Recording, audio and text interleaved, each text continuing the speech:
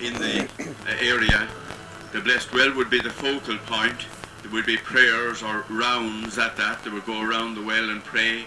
There might have been mass. I couldn't swear for that if there was a church in the place. And prayers for the dead, of course, was the principal exercise of the day. As the years went by, the Pattern Day became more of a social event. The religious part of it faded into the background, and what happened was that you would have the crowds coming for the prayers for the dead.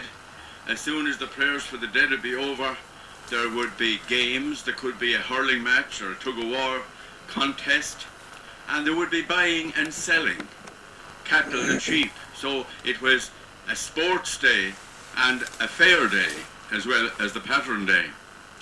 And of course, where you had crowds gathering together, you had hawkers coming along, selling their wares, and you had people coming with stalls selling food and drink for the assembled people.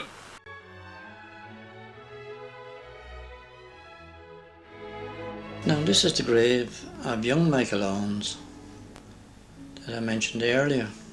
Now this grave has belonged to a Martin Doyle.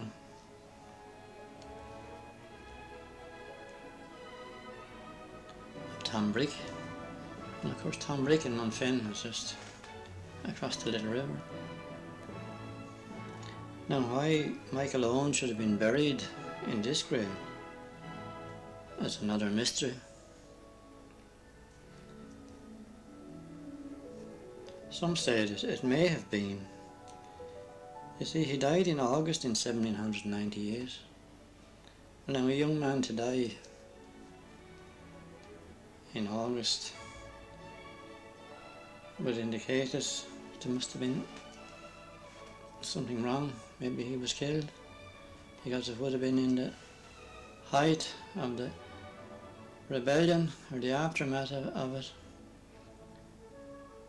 So maybe he was buried in a fresh grave, some night not to attract the attention of the authorities by opening the family grave.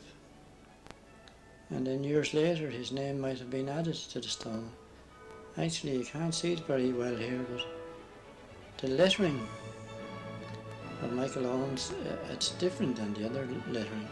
And 1798 is just squeezed in on the very left hand side there. If you can see, the 98 is on the bottom and the 17 is above it, so that was obviously added at some later date. But then who knows?